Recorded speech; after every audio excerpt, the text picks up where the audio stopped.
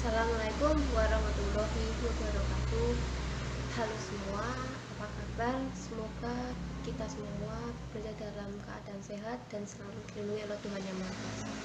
Perkenalkan, nama saya Anggit Resmeningsih dari program studi Agroteknologi Fakultas Pertanian Universitas Jenderal Sudirman dengan NIM A1D 017095. Pada kesempatan kali ini, saya ingin sedikit berbagi materi mengenai pemanfaatan Aspergillus sp sebagai Plant Growth Promoting Fungi atau PGPF.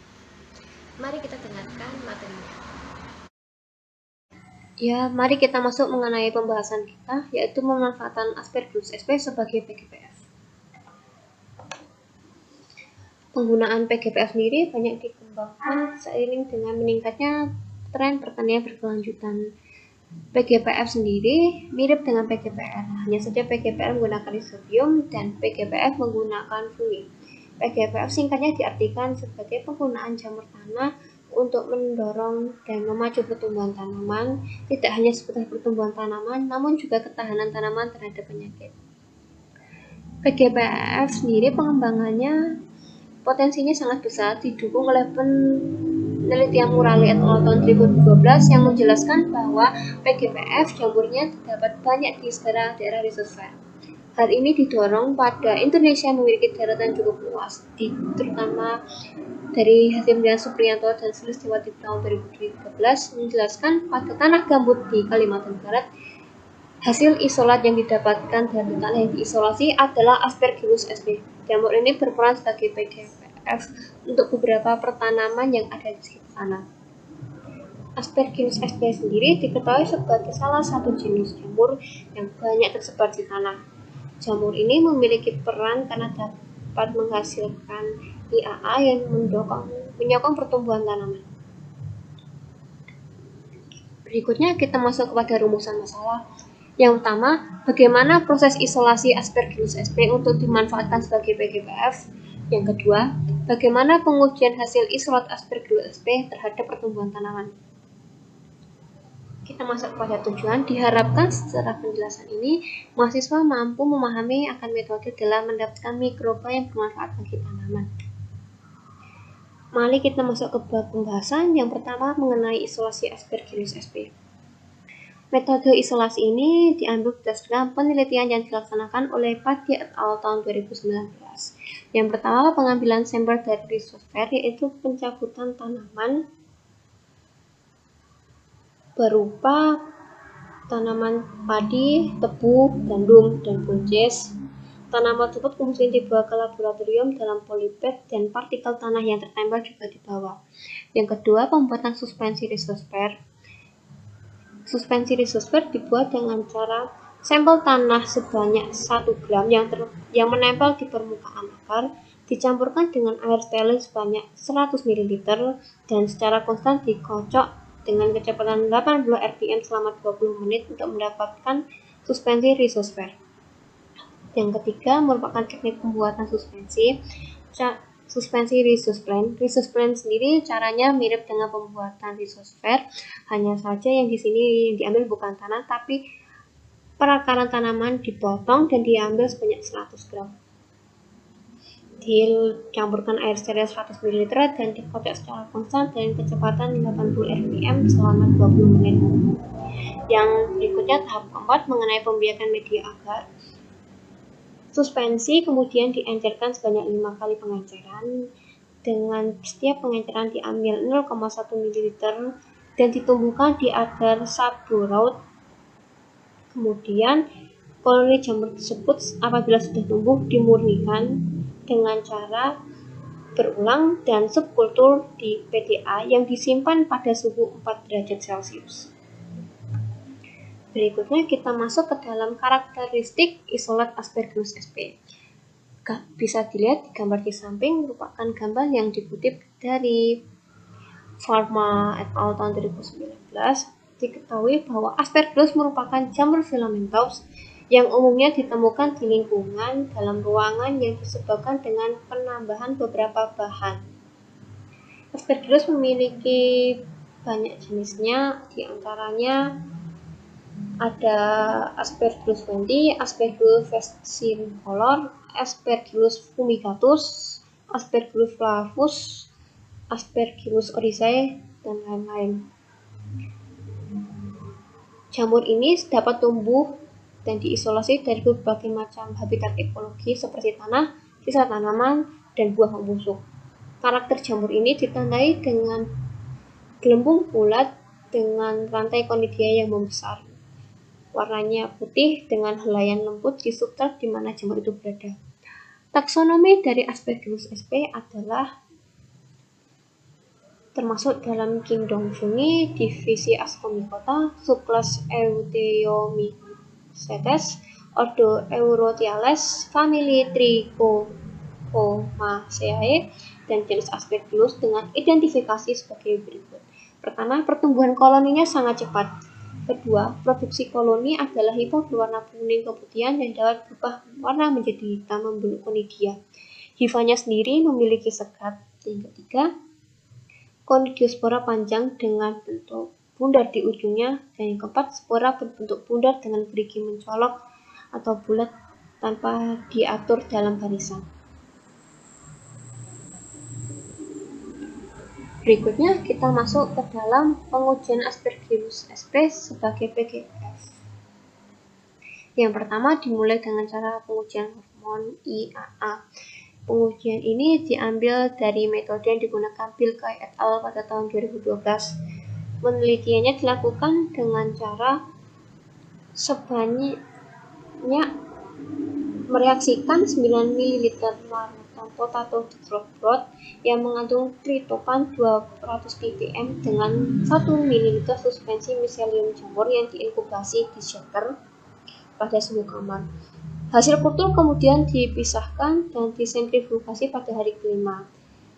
Hasil campuran tersebut diambil sebanyak 0,5 ml, kemudian ditambahkan 1 ml reagen Salkowski yang terdiri dari FeCl3 dan HClO4, didiamkan selama 30 menit pada kondisi gelap. Absorbansi kemudian dibaca dengan panjang gelombang 530 nanometer menggunakan spektrofotometer, dan hasil yang didapatkan dihitung dalam kurva standar. Yang berikutnya kita masuk dalam uji penambatan N. Metode ini diambil berdasarkan penjelasan Hartanto et al. Pada tahun 2009 dalam Hartono dan Jumadi tahun 2014. Pengujian nitrogen dimulai dengan 4 tahap. Yang pertama adalah inokulasi dari isolat murni, yaitu sebanyak 5 ml isolat murni ditabung reaksi disuspensi ke medium cair, lalu diambil sebanyak 1 ml dan diinokulasi ke dalam N-melian glise medium cair 29 ml. Dan diikuti dengan inkubasi shaker, yaitu hasil yang didapatkan dari kegiatan sebelumnya diinkubasi selama dengan shaker sebanyak 24 jam pada suhu 27 derajat Celcius. Dan setelah 24 jam diinkubasi, diambil dan disentrifugasi pada kecepatan 13.000 rpm selama 15 menit. Hal ini diikuti dengan tahap ketiga, yaitu penambahan beberapa senyawa, yaitu dari senyawa supernatan dari tahap kedua ditambah dengan NaOH dan ditambah 0,07 ml ETA dan 0,075 ml sodium potasium tartat dan 0,13 ml reagen Nestle. Hasilnya kemudian dihomogenkan dan diinkubasi selama 30 menit pada suhu 25 derajat Celcius. Dan pada tahap terakhir, absorbansi diukur dengan panjang gelombang 435 nanometer menggunakan spektrofotometer. Kita masuk kepada tahap berikutnya mengenai uji pelarut. Uji ini menggunakan uji Heinemann 1981 yang dijelaskan pada Dean et al. Pada tahun 2011. Metode ini disebut dengan metode Heinemann. Tahapnya dimulai dengan pertama, inkubasi supernatan ke larutan buffer. Itu supernatan 1 ml diinkubasi dengan kuantitas yang sama dengan asam pita dan trikalsium fosfat dalam 200 ml penyangga glisin dengan pH 5 pada suhu 35 derajat selama 1 jam. Berikutnya diikuti dengan penambahan asam nitrat. Asam nitrat digunakan untuk menghentikan aktivitas enzim setelah inkubasi. Yang tahap ketiga merupakan penambahan campuran dengan beberapa senyawa. Penambahan campuran dengan beberapa senyawa ini diantara lain 2,5 larutan amonium molibdate, 5 NH2SO4 dan aseton dengan rasio 1:1:2 yang dicampur. Dan kemudian yang terakhir adalah pengamatan secara optikal, yaitu diamati dengan panjang gelombang 400 nanometer. Kita masuk mengenai formulasi Aspergillus sp sebagai PGPF. Ada dua yang saya bahas. Yang pertama formulasi cair. Pada formulasi cair ini Aspergillus niger digunakan campuran dengan Trichoderma hamatum yang dosisnya digunakan yang awalnya ditumbuhkan pada media PDA yang kemudian diinkubasi selama 5 hari suhu rata-rata 28 derajat Celcius sebelum kemudian media disterilkan dan diencerkan hingga kandungan 19 kali 10⁻⁷ dan diaplikasikan pada perendaman benih. Jadi dikutip dari Altaye et al. Tahun 2019. Dengan formulasi padat menggunakan Aspergillus sp PS 1,1.4 dan Penicillium sp R7.5 dan Trichoderma viridae yang digunakan dalam bentuk pupuk hayati bersama pupuk NPK dan pupuk guano yang diberi dan dosis diberikannya 100 gram pada setiap perlakuan. Hal ini dikutip dari Subowo tahun 2015. Teknik aplikasi PGPF yaitu dengan berdasarkan hasil penelitian sebelumnya yang saya kutip dari penelitian